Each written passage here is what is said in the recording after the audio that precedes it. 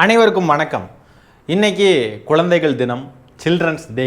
முதலாவதாக இந்த காணொலியை பார்த்து கொண்டிருக்கிற உங்கள் வீட்டில் ஏதாவது குழந்தைங்க இருந்துச்சு அப்படின்னு சொன்னால் எல்லாருக்குமே நான் குழந்தைகள் வாழ்த்து சொல்லிக்கிறேன். குழந்தைகள் தின வாழ்த்து சொல்கிறதுக்கு தகுதியே இல்லாத ஒரு நபர் இருக்காருங்க. யாருன்னா டிவிகே விஜய் HQ, இந்த தாவேகா தலைவர் விஜய் தான். யார் வாழ்த்து சொல்கிறாங்களோ இல்லையோ, ஆனால் இந்த தாவேகா தலைவர் விஜய்க்கு குழந்தைகள் தின வாழ்த்து சொல்கிறதுக்கு எந்த அருகதையுமே கிடையாது. ஆனாலும் பார்த்தீங்கன்னா விஜய் இன்னைக்கு குழந்தைகள் தின வாழ்த்து சொல்லியிருக்காரு. அதில் போட்டிருக்காரு, வண்ணத்து பூச்சிகளாய் பறப்பவர்கள், வெள்ளை சிரிப்பினில் நம் உள்ளம் நெகிழ வைப்பவர்கள், மழலை சிரிப்பினில் மனக்காயம் ஆற்றுபவர்கள் குழந்தைகள்.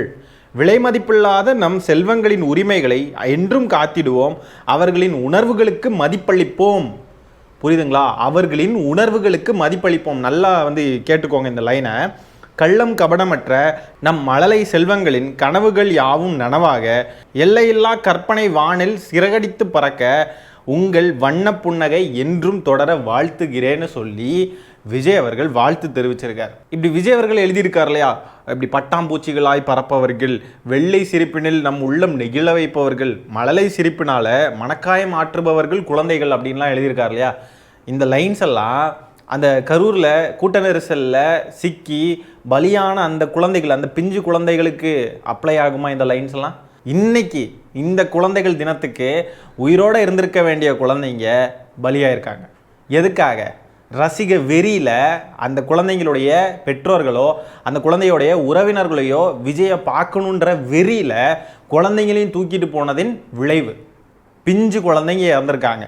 இதில் விஜய் அவர்கள் போட்டிருக்காரு பாருங்க, விலை மதிப்பில்லாத நம் செல்வங்களின் உரிமைகளை என்றும் காத்திடுவோம். விலை மதிப்பில்லாத செல்வங்களின் உரிமைகள், அவங்களுடைய உணர்வுகளுக்கு மதிப்பளிப்போம் அப்படின்னு சொல்லி போட்டிருக்காருங்க. அவங்களுடைய உணர்வுகளுக்கு இல்லையா. குழந்தைங்களுக்கு அந்த கூட்ட நெரிசல்னா என்னன்னு தெரியாது, ரைட்டா? அந்த குழந்தைங்களுக்கு அந்த கூட்ட நெரிசலில் மூச்சு விட முடியாதுன்றது தெரியாது, ரைட்டா? அந்த குழந்தைங்க கூட்ட நெரிசலில் அந்த கூட்ட நெரிசல் எப்படி இருக்கும், எப்படி நம்மளை அப்படியே புழுக்கமாக இருக்கும், அப்படியே நசுக்குவாங்க, நெருக்குவாங்க அப்படின்லாம் தெரியுமா? தெரியாது. ஆனால் இது எல்லாமே யாருக்கு தெரியும்? இந்த தற்கொலை ரசிக குஞ்சுகளுக்கு தெரியும். இந்த ரசிக குஞ்சுகளுடைய தலைவனான இந்த விஜய் அவர்களுக்கு தெரியும். அப்போ இவங்க எல்லாருமே ஒழுங்காக இருந்திருந்தால் இன்னைக்கு அந்த குழந்தைங்க எல்லாம் உயிரோட இருந்திருக்குமா, இருந்திருக்காது? அப்படி இருக்கையில் இவர் குழந்தைகள் தின வாழ்த்து சொல்லியிருக்கார். என்ன ஒரு நெஞ்சழுத்தம்! அந்த குழந்தைங்கள்லாம் அங்கே துள்ள துடிக்க இறக்குறப்போ குடல் வெளியே மரத்தில் இருந்து கிளை குத்தி கிழிச்சு எத்தனை குழந்தைகள் இறந்துருக்காங்க. அந்த குழந்தைங்கள்லாம் அங்கே துள்ள துடிக்க இறக்குறப்போ விட்டுக்கிட்டு ஒரே ஓட்டமாக ஓடி வந்த நபர். ஆனாலும் மனசாட்சின்ற ஒன்று கிடையவே கிடையாதுங்க. இன்றைக்கி குழந்தைகள் தின வாழ்த்து சொல்கிறார். மேடையில் ஏறி இப்படி வாயை மூடிக்கிட்டு நக்கல் அடிச்சுக்கிட்டு இருக்கார். ஆதவர்ஜுனா என்னன்னா, என் தலைவனை தொட்டு பாரு, அப்படி பாரு, இப்படி பாருன்ட்டு டயலாக் விட்டுக்கிட்டு போகிறான். இந்த மாதிரிலாம் இவனுங்களுடைய நடவடிக்கைகளை எல்லாம் பார்த்துக்கோங்க. சரி, இப்போ இந்த குழந்தைகள் தினத்துக்கு வாழ்த்து சொல்கிறார் இல்லையா, அது கூடவே சேர்த்து ஒரு மன்னிப்பையும் கேட்டிருக்கணும் இல்லையா? மனுஷனாக இருந்தால் ஒரு மன்னிப்பு கேட்டிருக்கணும் இல்லையா? என்னுடைய கவனக்குறைவுனால, என்னுடைய நெக்லிஜென்ஸ்னால அந்த குழந்தைங்கள்லாம் இறந்தாங்க கரூரில். அந்த குழந்தைங்களுக்கு என்னுடைய அஞ்சலியை செலுத்துகிறேன். அந்த குழந்தைங்க உயிர் போயிருக்கக்கூடாது. இனிமேல் இந்த மாதிரி குழந்தைங்களுடைய உயிர் என்றைக்குமே போகக்கூடாது. அந்த குழந்தைங்களுடைய உயிரும் விலை மதிப்பற்றது தான், இறந்து போன குழந்தைங்களுடைய உயிரும். ஆகவே எனது ரசிகர்களான இந்த ரசிக மனநிலையில் இருக்கீங்க இல்லையா, நீங்கள்லாம் தயவு செஞ்சு திருந்துங்க. அப்படி இல்லையா, தயவு செஞ்சு குழந்தைங்கள தூக்கிட்டு வராதிங்கடா அப்படின்னு சொல்லிட்டு தன்னுடைய தொண்டர்களுக்கு ஒரு கட்டளையை கொடுத்துருக்கலாம். எதுவுமே கிடையாது. அப்படியே எதுவுமே நடக்கலை. அப்படியே ஒரு குழந்தைகள் தின வாழ்த்து சொல்கிறதுக்கு நான் தகுதியான நபர் தான் அப்படின்னு நினச்சிக்கிட்டு அவர் பாட்டுக்கு ஒரு ட்வீட்டை போட்டுட்டு போயிருக்காப்புல. அதுவும் எப்போன்னு பாருங்கள், சாயங்காலம் 5:02 போட்டிருக்கார். நல்லா இருக்குது. சாயங்காலம் 5:02 தான் விடிஞ்சிருக்கு இவருக்கு. பகல் ஃபுல்லாக நல்லா தூக்கம் போல் இருக்குது. சாயங்காலம் தான் போட்டிருக்காரு. அப்படி என்ன கலட்டி தள்ளுற வேலை அவருக்கு பனையூர் பங்களாவுகளில்? விஜய் அவர்கள் இதுக்கு முன்னாடி ஒரு அறிக்கை விட்டுருந்தார். அதில் ஒரு பாப்பா பாட்டு பாடியிருந்தார் இல்லையா, பவள பாப்பா நீ பாசாங்கு காட்டல் ஆகாது பாப்பா, நீ நல்லவர் போல நடிப்பதை பார்த்து நாடே சிரிக்கிறது பாப்பா. இந்த பாப்பா பாடல் இந்த விஜய்க்கு பக்காவாக செட் ஆகும். இந்த தருணத்தில் கரூரில் விஜய் பேசிக்கிட்டு அங்கேருந்து தலதறிக்க ஓடுனதை காணொளி வாயிலாக பார்த்த ஒரு பெண்மணி, ஒரு காணொலியை நான் இப்போ ப்ளே பண்ணுறேன். பயங்கரமாக கவுண்டர் கொடுத்துருக்காங்க அந்த பெண்மணி. அந்த பெண்மணி என்ன பேசுகிறாங்க அப்படின்றத இந்த காணொலி வாயிலாக நம்ம பார்ப்போம். கண்டுபிடிச்சு கொடுத்துருங்க. தம்பிங்க மயிரில் தான் கண்டுபிடிச்சி கொடுப்பானுங்க. தம்பிங்க தான் மரத்துலயே மயிர்லயே தொங்கின்னுக்குறானுங்களே. போலீஸ் இப்பெல்லாம் போலீஸ் புடிச்சின்னு தொங்குறதுக்கு இதுவாகுதா? போலீஸ் ஹெல்ப் பண்ணலன்றிய மயிரில் தான் நடக்குது. இந்த பாரு பாரா புறம்போக்கு பாரு என்னாச்சா? மயிர் பிடிங்கின்னு போயின்னுக்குது, அங்க உயிர் மயிர் பிடிங்கின்னு போயின்னுக்குது. இப்போ ஓடிடுவான் பாரு, இவன் ஓடுவான் இப்போ. அப்புறம் யார் ஓடுந்து? மயிர் ஓடுந்துன்னு சொல்லுவானுங்க. தண்ணி பிச்சை புறம்போக்கு அங்கங்க ஒரு கேன் வைக்கிறதுக்கு யோகியத்தில் இந்த நாய்க்கு, அங்கங்க ஒரு கேன் வைக்க யோகியத்தில் இந்த நாய்க்கு பிச்சை போடுறான் பாரு, பிச்சை போடுறான் பார்த்துக்கோ. அங்க வந்து தூக்கி போடுவான் பிச்சைக்கார. இது ஒரு பிச்சைக்கார நாய். செருப்படி வாங்காத ஏரியாவே கிடையாது, எல்லார்கிட்டையும் பக்காவாக செருப்படி வாங்கியாச்சு. குழந்தைய காணும்னு யாரோ வந்து சொல்லியிருக்காங்க. அது ஆதவர்ஜுனா வந்து விஜய் கிட்ட சொல்கிறப்போ, குழந்தைய கண்டுபிடிச்சி கொடுங்க, எல்லாரும் குழந்தைய கண்டுபிடிச்சி கொடுங்க, ஏன் நீங்கள் எங்கே போகிறீங்க, ஏன் நீங்களும் சேர்ந்து கண்டுபிடிக்கலாமே, நீங்களும் சேர்ந்து போய் தேடுங்க, போலீஸ் சார் ப்ளீஸ் ஹெல்ப் பண்ணுங்க அப்படின்னு அப்போ மட்டும் போலீஸோடைய உதவி தேவைப்படுது.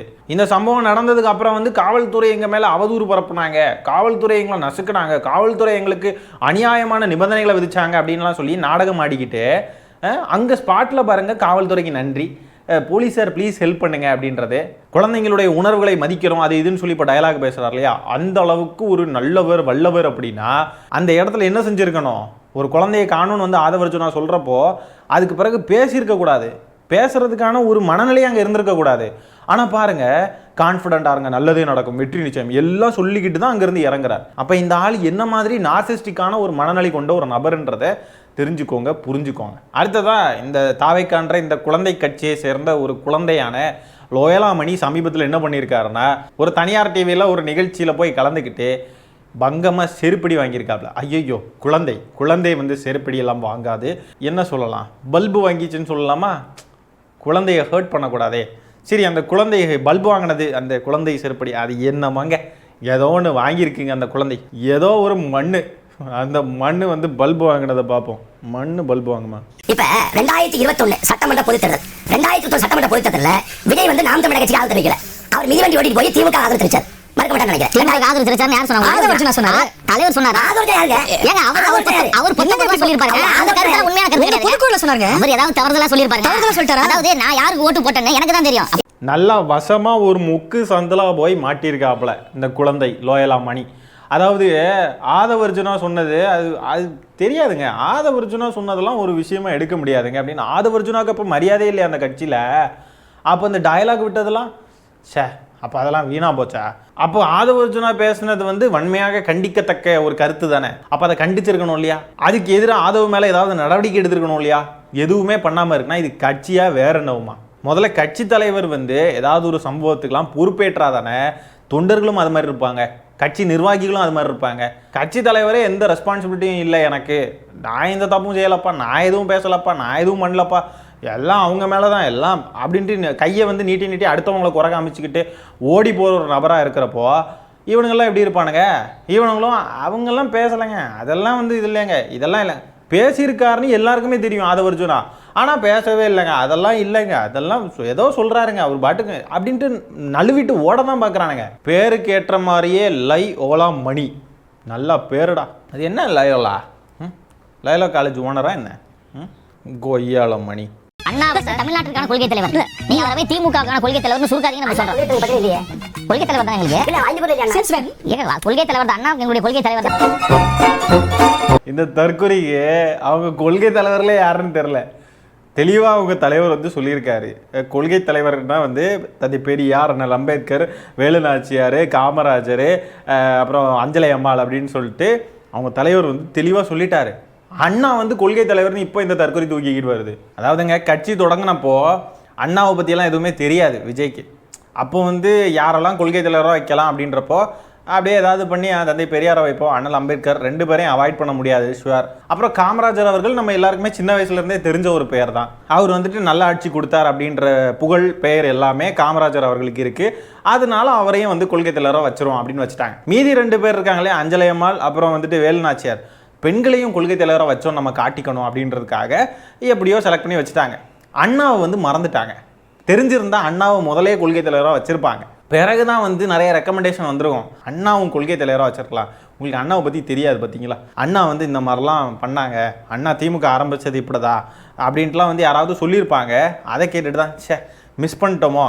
நம்ம இந்த பஸ்ஸில் போகிறோம் இல்லையா, இந்த பஸ்ஸில் அண்ணாவுடைய புகைப்படமும் இடம்பெற வேண்டும். ஓகே, அப்படின்ட்டு தான் அண்ணான்ற பேரை இவங்க அரசியலுக்காக யூஸ் பண்ண ஆரம்பித்ததெல்லாம் அந்த வழியில் தான், அப்படி தான் ஆரம்பிச்சிருக்குன்னு நினைக்கிறேன். நல்லா கூப்பிட்டு வச்சு ரேக்கிங் பண்ணி அனுப்பி விட்டுருக்காங்க அந்த சேனலில். கொய்யால மணிக்கு நேரம் சரியில்லை. அடுத்தது ராஜ்மோகனுடைய நேரம் சரியில்லாததை பற்றி பார்ப்போமா? யாருமே தேடாதப்போ கூட ஓடி ஒளிஞ்ச ராஜ்மோகன். இவர் குரலும் தமிழும் புது பொறுப்பும் தாவகவின் அடையாளமாக மாறி வரும் ராஜ்மோகன் கட்சியின் பொதுச் செயலாளர் அவர்களை பேச அழைக்கிறோம். என்ன பொறுப்புன்னு சொல்லுங்க. கொள்கை பரப்பு செயலாளர் திரு ராஜ்மோகன் அவர்களை பேச அழைக்கிறோம். உங்களால என்ன பண்ண முடியுமோ. நான் புது செயலாளர் நான் சொன்னேன்னா ஐயோ வேணாம் தெய்வமே. ஐயோ இன்னொரு குழந்தையும் பல்பு வாங்கியிருக்கே. என்ன ராஜ்மோகன் ப்ரோ, கட்சியில் நீங்கள் என்னவா இருக்கீங்கன்னெலாம் கேட்டுட்டாங்களே உங்களை பார்த்து. சரி பொதுச் செயலாளர்னு சொன்னாங்க, அப்படியே கூட விட்டுருந்துருக்கலாம். நீங்கள் என்னவா இருக்கீங்க அப்படின்னு முதல்ல அந்த கட்சியே முதல்ல என்னவா இருக்குன்னு கேட்காம விட்டாங்களே, அது வரைக்கும் சந்தோஷம். ஆனால் இப்படி கேவலப்படுத்திட்டாங்களே, சே வெக்கமா இல்லையா? ரொம்ப கேவலமாக இருக்கணுமே. பொதுச் செயலாளர்னு சொல்லிக்கிட்டு என்னவா இருக்கீங்க கட்சியில் அப்படின்னு கேட்டாங்க பாருங்க. ஐயோ அந்த மொமெண்ட்டை வந்து நினச்சி கூட பார்க்க முடியல. அதுக்கப்புறம் சொல்கிறாங்க கொள்கை பரப்பு செயலாளர் ராஜ்மோகன் அப்படின்றாங்க. எவ்வளோ கேவலம் தெரியுமா? முதல்ல அந்த கட்சிக்கு என்ன கொள்கை இருக்குது, அந்த கட்சியில் இருக்கிறவங்களுக்கு கொள்கைனா என்னன்னு தெரியல, அந்த கட்சியோடைய கொள்கையும் தெரியல, கட்சியோடைய கொள்கை தலைவர்கள் யாருன்னு தெரியல. இப்படி ஒரு கட்சி, இதுக்கு கொள்கை பரப்பு செயலாளர் தான் ஒரு கேடு. இப்படிப்பட்ட இந்த டப்பா கட்சியோட கொள்கை பரப்பு செயலாளர்னு இவரை சொல்லாமல் பொதுச் செயலாளர்னு சொல்லிக்கிட்டாங்களாம். உடனே அவர் அங்கே உங்களால் என்ன முடியுமோ பண்ணிட்டீங்க அப்படின்ற மாதிரி. என்ன இதெல்லாம் ஒரு கட்சி என்ன கட்டின்னு. இந்த காணொலியை நான் இதோட என் பண்ணிக்கிறேன் மக்களை. நன்றி, வணக்கம்.